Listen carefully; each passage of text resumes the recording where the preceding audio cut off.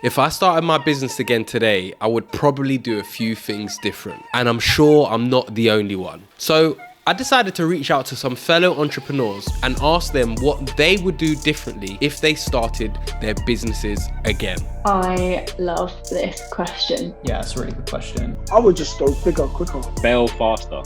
For someone who wants to start their business today, what advice would you give to yourself back when you started? What would you do differently if you were to start again? I spent a lot of time thinking about it over the weekend and thinking, because I've had so many moments going, oh gosh, I need to change this. And I've done a lot of adapting, and definitely the first thing that popped into my head, and this might make you laugh, is live a healthier lifestyle. I wish I was looking after myself more at the beginning so I could focus more, so I could be better with the foundations of my business. I've definitely improved that now, but I didn't need to drink in the week. I didn't need to drink loads at the weekend, or I needed to get good sleep. I needed to exercise. I've always been someone that has exercised, but I need it more now than ever. I think when I run, I think it really helps me kind of disconnect and make decisions, and I'm like, oh yeah, that's the answer, that's the decision. So I think I really would have taken much more care of myself at the beginning, and yeah, that was a big one for me. I would just move a lot faster and be more confident in my decision, and kind of that's the main thing. Why? Because I think I'd have the conviction, I'd have the courage of my convictions. I don't want to use the word risks, but I would just take bigger chances or bigger opportunities. I'd create opportunities quicker, and obviously if I had the knowledge I have now, I'd kind of know what would be the right thing to do. But it's experience, because you learn from experience. You learn from a positive and a negative. But I mean, I wouldn't do much different. The only thing I would do is I'd just go faster. I think that's the only thing. I think I would just go quicker. I think, this is something that has kind of got to me at the end of last year, and I kept going, oh, why didn't I do this at the beginning? But have some structure. So that sounds a bit vague, but I would go as structured as you possibly can. So it used to be, and I don't regret it, but I was very much almost making it up as I went along, like, oh gosh, this is working great, I'll do a bit of this. And then I was like, oh wow, okay, cool, that's working too. But I wasn't really implementing any kind of structure around it. Nothing was really logical. Nothing really made any sense apart from to me. So I really wish I'd kind of done what I've done now, and I've got a Monday to Friday daily task, no matter what. Saturday, Sunday, daily task, so that it will become a habit. I've then got weekly things that I check every day to make sure that I don't miss something. So for example, when I was really busy for about,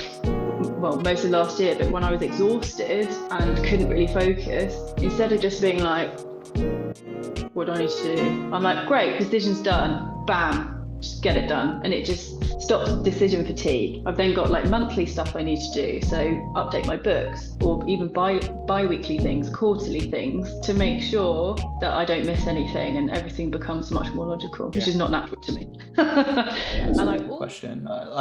Two versions of this answer. One is that I am starting a brand new business from today, and a little plug, I'm recording from day zero on YouTube so that people can go and watch it. As someone who's run a business for 10 years, start a brand new company, and what they would do. And I've got a bit more insight, right? Because then I can add context to the decisions and mistakes I'm making, or the wins I'm getting, and why that's the way it is. And it allows me to document what I would do if I started again. And there's a bunch of things. One is, I wouldn't start the company as early as I started it. You only need to form an actual company when you make money, but before you make money, you can do anything you want, right? Within reason. So you can pitch customers a product that doesn't exist until it needs to exist, right? I'm going to sell you a t-shirt. Here's the design of the t-shirt. It's not in your hands. It's online. It's a virtual version of said t-shirt. You go, yes, I would like to order that t-shirt. Great. Give me 20 quid, give me 30 quid, give me 100 quid, however much that t-shirt is. Then I will get that printed on demand and deliver it to you. And the moment you pay me that money is the moment the company needs to exist, because that's when commerce is happening, because I'll need a website for that to happen on. But everything up to that point, all of that conversation, that advertising, that visual, can be attributed personally up until the point at which money changes hands. So I could have done all that. Instead, I started the business straight away, because running a company is the only job in the world no one onboards you to. And so you're sat there like, I should probably have a companies who start the business.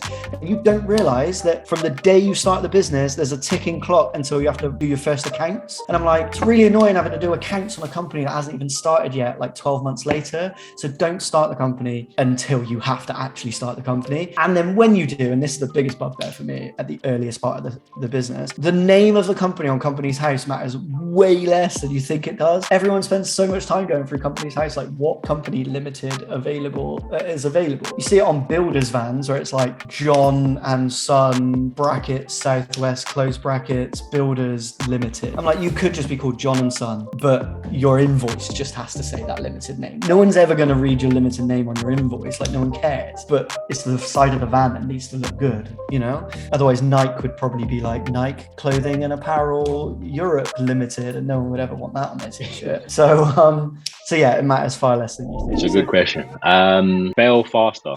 Fail as quick as possible and just keep failing and be okay with the fails. Just because you failed at it or at a specific task within the business does not mean that it's the end of the world. So like something I've done in the past is put off certain things, like procrastinate on things because I feel like I'm going to fail. So I don't really know how to do that. Clients asked for it. I can't outsource it. I need to do it. So I need to spend the time learning to do it rather than just, okay, how can we get this done? Find a solution as quick as possible, get it over to the client. Like half the time, like I'll stress about something that I've created. The client has no idea that there's like a slight like error within it, that like, so if I watch a film, for example, I can see when they're using green screen. So the average person has no idea that there's green screen happening. So for me, I know they might some nitpicking and caring about things that like trying to be too perfect. So just fail faster at it. You're going to get better. You're going to grow and just keep going, keep it moving, fail faster. Those are the two things I would say. And I also wish that I didn't just I did a few half jobs, for example, and this is still affecting me, is I didn't really know what a domain was for my website. I didn't really know how to get one. So I just went like cheap domain and bought it. And now I've got this stupid host and I've got like 3 different areas. I've got like styledbyshan.com, .co.uk, hello at, and they're all in different places. And every January, I'm like, do I face trying to merge them and trying to fix them? Or do I just let them go? And what do you think I'm going through at the moment? I'm going through, I wish I'd just done some research. So if you don't understand something, do some research. Yes, it's boring, but it's going to make your life so much easier. Healthier lifestyle, do some blooming research, have some structure.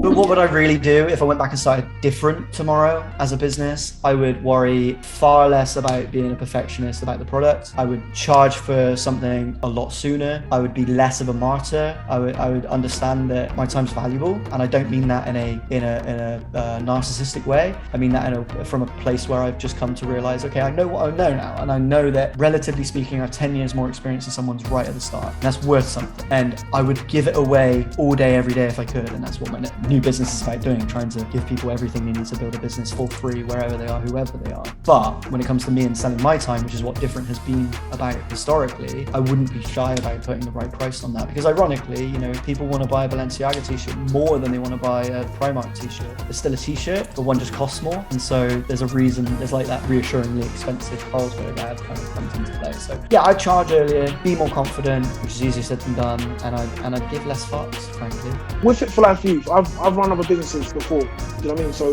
if you don't know me, you might think this is my first business, but what I've done is all the mistakes, all the good and the bad. I left the bad things that I did in previous businesses, and I don't do those practices anymore. But all the good things I kind of took and brought them into Fit for Life Youth, you know, and I kind of realised the value that I kind of bring to an organisation, and the value that, and then I kind of realised the value of having a team that kind of has the same morals as you. So with that, I think anything's kind of possible. Just what I mean. And again, wasting time trying to be perfect. But for example, if you're an electrician and it's your first day on the job, you're not going to be able to wire a house that the same way that someone who's been doing the job for 20, 30 years can do it. Like he'll know tricks, skills to get the job done in a certain manner, in a timely manner, compared to like, oh, I've just come out of college, I've got my, I'm doing my electrician course here. You're not gonna know what that guy knows. So that for me is a thing that it took me a long time to understand.